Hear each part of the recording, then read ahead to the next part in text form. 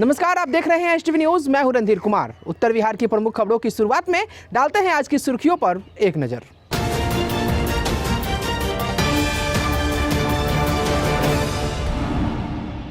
पूर्वी चंपारण प्रभारी मंत्री सुनील कुमार की अध्यक्षता में कोरोना संक्रमण की रोकथाम हेतु की जा रही तैयारियों की समीक्षा बैठक समाहरणालय स्थित राधा कृष्णन भवन में हुई संपन्न।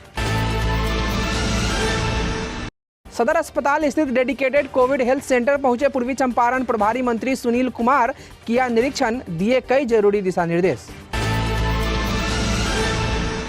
मोतिहारी समाहरणालय स्थित राधा कृष्ण भवन में आपदा प्रबंधन विभाग द्वारा एक शिविर का हुआ आयोजन।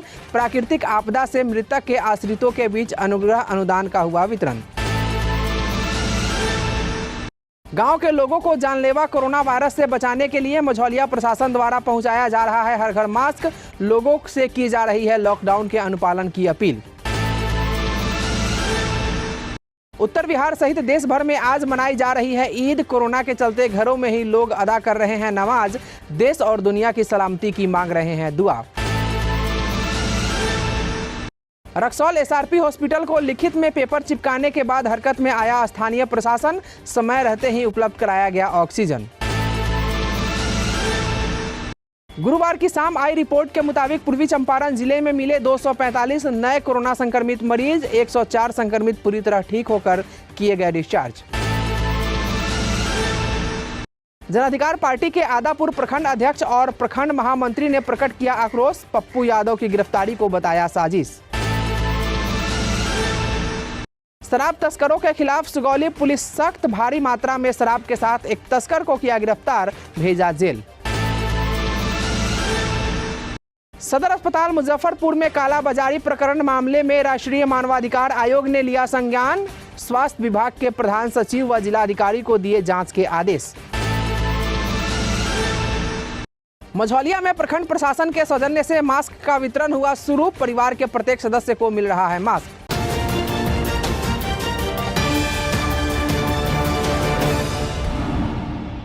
पूर्वी चंपारण प्रभारी मंत्री सुनील कुमार की अध्यक्षता में कोरोना संक्रमण की रोकथाम हेतु की जा रही तैयारियों की समीक्षा बैठक मोतिहारी समाहरणालय स्थित राधा कृष्णन भवन में संपन्न हुई।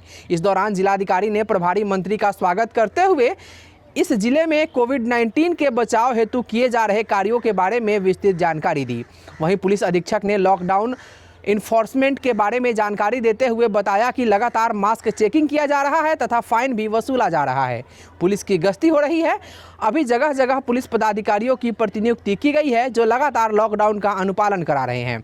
सिविल सर्जन द्वारा स्वास्थ्य चिकित्सा के बारे में विस्तृत जानकारी दी गई। इस दौरान प्रभारी मंत्री ने जिला प्रशासन को धन्यवाद देते हुए कहा कि आप लोग इस काल में मेहनत कर रहे हैं, जिसका नतीजा है कि यहाँ पर स्वास्थ्य सुविधाएं बेहतर हो रही है। इस कोविड-19 महामारी में पूरे लगन से कार्य करना है। पेशेंट के परिजनों से लगातार बातें करते रहना है ताकि उन्हें विश्वास जागे। उन्होंने कहा कि ब्लॉक लेवल पर चौकीदारी सिस्टम की व्यवस्था की जाए, जिससे कि चौकीदार गांव-गांव में जाकर लोगों को टेस्ट कराने हेतु प्रेरित करे ताकि समय से कोरोना पेशेंट की पहचान हो सके और उनका समय से इलाज हो सके। इस बैठक में अपर समाहर्ता एवं अन्य चिकित्सा पदाधिकारी उपस्थित रहे। पूर्वी चंपारण प्रभारी मंत्री सुनील कुमार ने सदर अस्पताल स्थित डीसीएचसी का निरीक्षण किया। इस दौरान उन्होंने डेडिकेटेड कोरोना हेल्थ सेंटर में भर्ती मरीजों के परिजनों से बातचीत की तथा व्यवस्थाओं के बारे में जानकारी प्राप्त की। उन्होंने डीसीएचसी में भर्ती कोरोना पेशेंट के लिए किए जा रहे इलाज के बारे में विस्तृत जानकारी वहां उपस्थित डॉक्टरों की टीम से प्राप्त की। वहीं उन्होंने वीडियो कॉलिंग के माध्यम से भर्ती पेशेंट से बातचीत की तथा कहा कि आप लोग जल्द ठीक होंगे। डॉक्टरों की टीम, जिला प्रशासन एवं सरकार आपके साथ है। किसी भी चीज़ की कमी नहीं होने दी जाएगी। उन्होंने डॉक्टरों की टीम को बेहतर से बेहतर इलाज कराने हेतु आवश्यक कदम उठाने का निर्देश दिया। उन्होंने पेशेंट को दिए जाने वाले भोजन के मेन्यू चार्ट का भी अवलोकन किया। मौके पर जिलाधिकारी एवं पुलिस अधीक्षक सहित अपर समाहर्ता, सिविल सर्जन एवं अन्य पदाधिकारी मौजूद थे। पहले तो मैं इस जिले के जिला पदाधिकारी, पुलिस अधीक्षक को और सिविल सर्जन साहब को और उनकी पूरी टीम, प्रशासनिक टीम, पुलिस की टीम और मेडिकल टीम को धन्यवाद देना चाहूँगा कि वो बहुत अच्छा काम कर रहे हैं, बेहतर काम कर रहे हैं और उनके और उनकी टीम के मनोबल को उठा करके रखने की आवश्यकता है।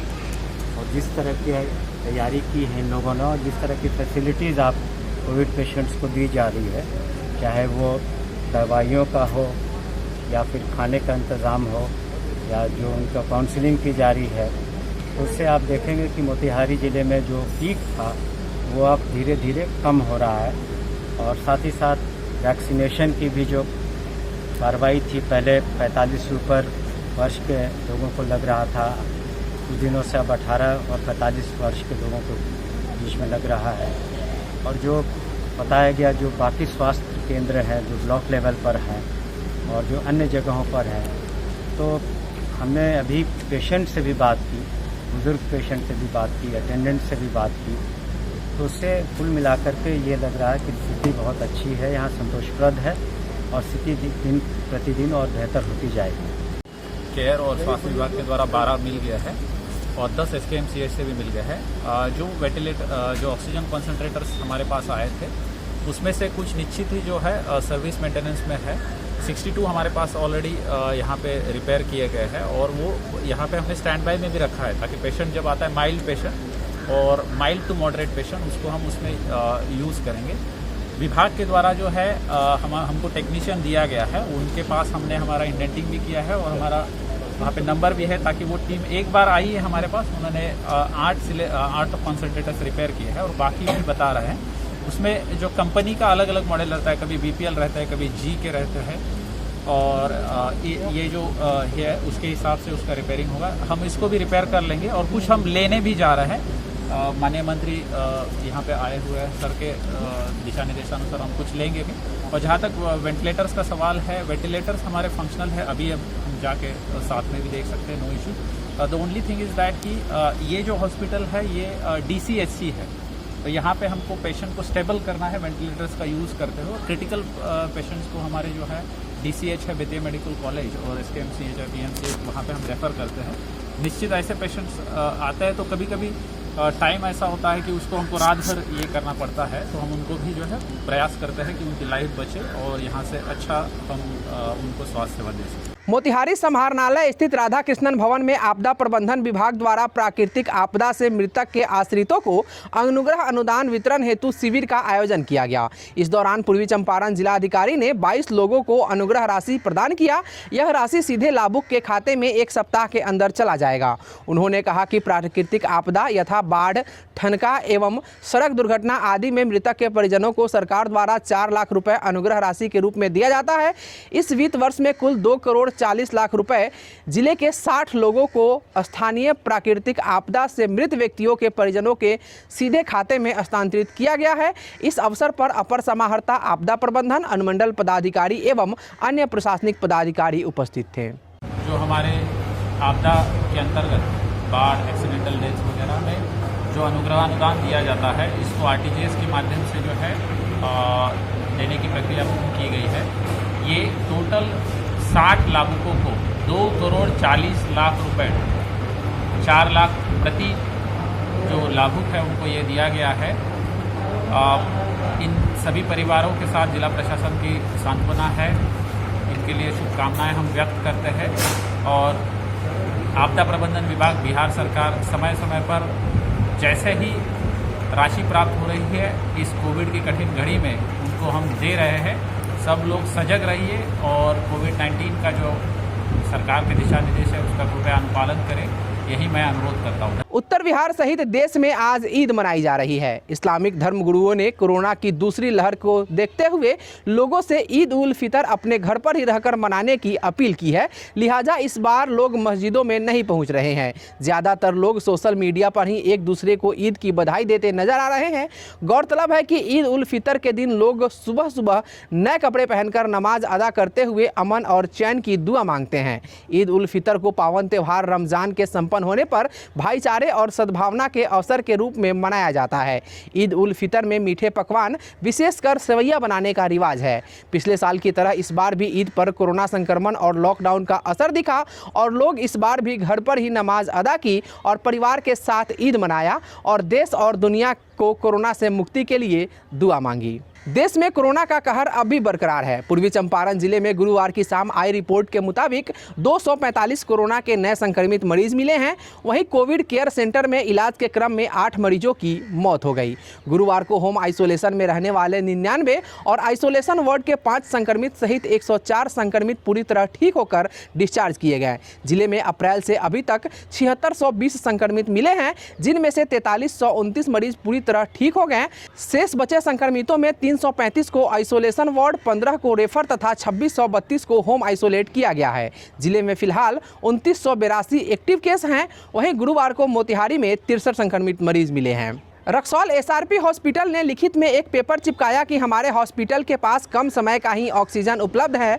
साथ ही कोविड-19 के संक्रमितों और उनके परिजनों को आग्रह किया कि आप धैर्य बनाए रखें। हालांकि इस खबर से कुछ लोगों की परेशानी थोड़ी देर के लिए ही सही मगर बढ़ जरूर गई। इस खबर की सूचना मिलते ही स्थानीय प्रशासन ने बड़ी पहल करते हुए समय रहते डंकन हॉस्पिटल से 10 सिलेंडर की व्यवस्था कराया, तब जाकर लोगों को जान में जान आई। हालांकि मिली जानकारी के अनुसार एसआरपी हॉस्पिटल को धारा 133 के तहत पब्लिक न्यूसेंस क्रिएट करने के लिए नोटिस जारी किया गया है। पश्चिमी चंपारण जिला अंतर्गत मझौलिया पंचायत के वार्ड नंबर 13 में प्रखंड प्रशासन के सौजन्य से वार्ड सदस्य रोशन राम तथा विकास मित्र विजय कुमार द्वारा मास्क का वितरण किया जा रहा है और आधार कार्ड अंकित कर परिवार के प्रत्येक सदस्य को मास्क उपलब्ध कराया जा रहा है। बताते चले कि वैश्विक आपदा कोविड-19 से बचाव में 2 गज की दूरी के साथ साथ मास्क भी अहम भूमिका निभा रहा है। मास्क वितरण के साथ साथ लोगों को घर में रहने तथा सामाजिक दूरी का पालन करने के लिए जागरूक भी किया जा रहा है। इस वितरण में उप सरपंच शंभू भारती, समाज सेवी जटाशंकर दुबे का सराहनीय योगदान देखा जा रहा है। सर, यहाँ पर प्रखंड विकास पदाधिकारी द्वारा मास्क दिया गया है कि पूरा पंचायत में प्रत्येक व्यक्ति का एक मास्क दिया जाए। पूर्वी चंपारण जिला अंतर्गत आदापुर प्रखंड के जन अधिकार पार्टी के प्रखंड अध्यक्ष भूलेंद्र कुमार यादव तथा प्रखंड महामंत्री जितेंद्र कुमार गुप्ता ने पप्पू यादव की गिरफ्तारी को लेकर आक्रोश प्रकट किया है। पप्पू यादव की गिरफ्तारी को लेकर सरकार पर निशाना साधते हुए उन्होंने कहा कि उनकी गिरफ्तारी एक साजिश के तहत हुई है।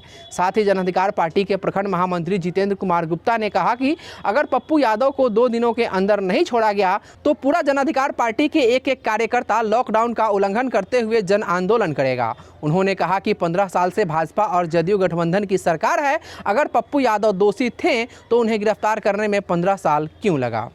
जन अधिकार पार्टी के प्रखंड अध्यक्ष भूलेंद्र यादव जी से जो पप्पू यादव की गिरफ्तारी हुई है उस पर हम चर्चा करने के लिए आए हैं कि जो गिरफ्तारी हुई है वो कहाँ तक सही और कहाँ तक गलत है। इन सारी बातों पर चर्चा करने के लिए हमारे साथ मौजूद आज रहेंगे जन अधिकार पार्टी के प्रखंड अध्यक्ष भूलेंद्र यादव और जन अधिकार पार्टी के महामंत्री, प्रखंड के महामंत्री जितेंद्र कुमार गुप्ता। पप्पू यादव की अभी गिरफ्तारी हुई है और जो पूरा प्रकरण अभी तक चला है आज तक, जैसे आप न्यूज़ में भी देख रहे होंगे, उसको आप कहाँ तक सही देखते हैं और कहाँ तक गलत देखते हैं? देखिए, पप्पू यादव को जो गिरफ्तारी हुई है इस साजिश के तहत गिरफ्तारी किया गया है। जो काम अभी बिहार सरकार को अपना से करना चाहिए वो काम पप्पू यादव खुद कर रहे थे। हर हॉस्पिटल में जाकर, हर मुर्घटी में जाकर सबको दवा दिलाना, ऑक्सीजन की व्यवस्था करना, वो चीज़ सरकार को देखने में अपना नज़र से उनको गलत लगा, क्योंकि हमारा मतलब हर जगह इंसल्ट ही हो रहा है। जो पप्पू यादव अभी एक भी सीट उनको नहीं निकला, जब भी इतना मदद कर रहा है, आने वाला भविष्य में इनका भी चर्चा होने लगेगा, इसलिए उनको साजिश के तहत फंसाया गया है। वार्ड में जाना, मुर्दा घाट में जाना, शमशान घाट में जाना, उनका एक ही, अभी देखिए एक वार्ड परिषद भी नहीं है, नहीं विधायक हैं, न मुखिया हैं, कुछ नहीं है। फिर भी उनके दिलों में बस यही है कि जनता को हम भूखे मरने नहीं देंगे, जनता को ऑक्सीजन के बिना हम मरने नहीं देंगे। या मेरे पास ज़मीन जाथा बेचकर मैं जनता के लिए लगा चुके हैं और भी आगे भी सेवा जारी रहेगा। कोरोना काल से जितने भी मरीज मर रहे हैं उनके लिए कोई व्यवस्था नहीं है। आप पीएमसीएच चले जाइए, एनएमसीएच चले जाइए, मुजफ्फरपुर चले जाइए या मोतिहारी चले जाइए, कोई व्यवस्था नहीं है मरीजों के लिए। एक एम्बुलेंस के लिए हमारे आँख के सामने, पप्पू यादव के आँख के सामने मरीज तड़प तड़प के मर रही है और वहाँ पे स्वास्थ्य मंत्री का कोई व्यवस्था नहीं है, एम्बुलेंस नहीं है कि वो मोतिहारी से पटना लेकर जाए, दरभंगा से पटना लेकर जाए।